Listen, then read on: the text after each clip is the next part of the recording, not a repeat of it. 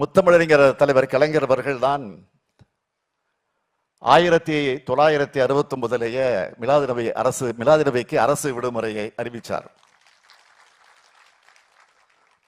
அதை 2001 அதிமுக ரத்து செஞ்சதும், மறுபடியும் 2006 கழக ஆட்சியில விடுமுறை வழங்கினதும் உங்க எல்லாருக்கும் தெரியும். அது மட்டுமல்ல, ஏன் நாங்க எப்போதும் உங்களின் ஒருவன் சொல்றோம். உங்களின் கோரிக்கையை ஆட்சியின் போது ஒவ்வொரு முறையும் பார்த்து பார்த்து செய்து கொடுத்தோம். அவற்றில் சிலதை மட்டும் நான் நினைவுபடுத்த விரும்புகிறேன். பிற்படுத்தப்பட்டோர் இடஒதுக்கீட்டில் இஸ்லாமியர்களுக்கு 3.5 விழுக்காடு உள் ஒதுக்கீடு. உருது பேசும் முஸ்லிம்களை பிற்படுத்தப்பட்ட பட்டியலில் சேர்த்தது. சிறுபான்மையினர் நல வாரியம் தொடக்கம். வக்பாரிய சொத்துக்களை பராமரிக்க மானியம். தமிழ்நாடு சிறுபான்மையினர் பொருளாதார மேம்பாட்டுக் கழகம் தொடக்கம். உருது அகாடமி தொடக்கம். காயிதே மில்லத் மணிமண்டலத்தினுடைய கட்டிட நிதி ஒதுக்கீடு என இஸ்லாமிய மக்களுடைய நலனுக்காக திராவிட முன்னேற்ற கழக அரசு செஞ்ச திட்டங்களை எல்லாம் பட்டியலிட தொடங்கினா பல மணி நேரம் ஆகும். இதோட தொடர்ச்சியாகத்தான் நம்ம திராவிட மாடல் ஆட்சியில சென்னை விமான அருகே கட்டப்பட இருக்கக்கூடிய ஹஜ் இல்லம் உள்ளிட்ட ஏராளமான திட்டங்களை முன்னெடுப்புகளை செஞ்சுட்டு இருக்கோம். இப்பவும் இந்த மேடையில பல்வேறு கோரிக்கைகள் வைக்கப்பட்டது. எஸ்டிபிஐ தலைவர் சகோதரர் நெல்லை முபாரக் அவர்கள் நபிகள் நாயகம் அவர்களை பற்றி பாடத்திட்டத்தை சேர்க்க வேண்டும் என கோரிக்கை வைத்தார்.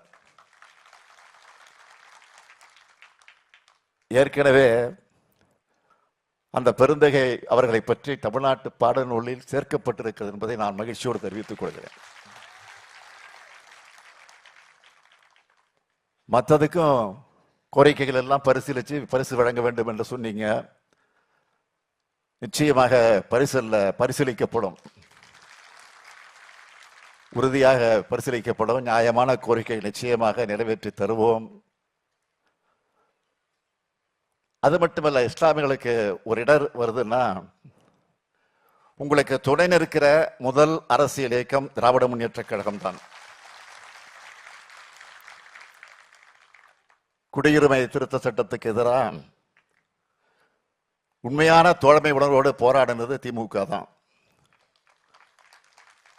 அந்த சட்டத்தால யாராவது பாதிக்கப்பட்டாங்களான்னு கேள்வி எழுப்பினதும், அந்த சட்டத்துக்கு எதிராக போராடின இஸ்லாமியர்கள் மீது தடியடி நடத்துனதும் யாருன்னு உங்களுக்கு நல்லாவே தெரியும். அதே போல முத்தலாக் சட்டத்தை கொண்டு வந்தப்போ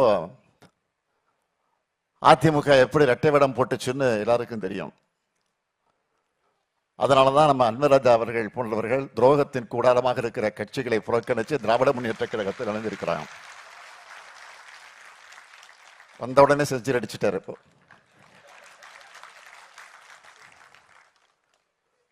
அதே போல வக்ஃப் சட்ட திருத்தத்திலையும் அதிமுக நடத்தின கபட நாடகத்தை எல்லோரும் பார்த்தாங்க.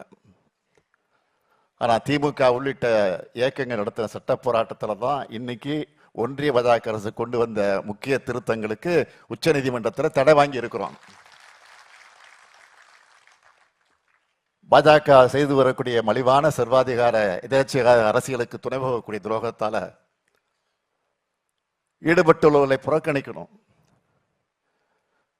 நபிகள் நாயகத்தினுடைய 1500வது பிறந்த நாளை கொண்டாடும் இந்த விழா மேடையில் நின்று நான் இஸ்லாமிய மக்களுக்கு ஒரு உறுதியை தரேன். இஸ்லாமிய மக்களின் உரிமைகளை பாதுகாக்கிற, அதை பெற்று தரக்கூடிய இயக்கமா திராவிட முன்னேற்ற கழகம் உங்க கூடவே உங்களில் ஒருவராக எப்பொழுதும் இருக்கும். நபிகளார் வலியுறுத்தின அன்பும் உலகெங்கும் அனைத்து உள்ளங்களில் பரவணும்.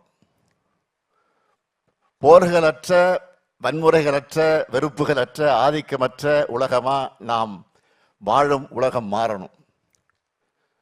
நபிகள் சொன்ன பொன்மொழிகளை வாழ்வியல் நடைமுறைகளா மக்கள் கடைபிடிக்கணும்.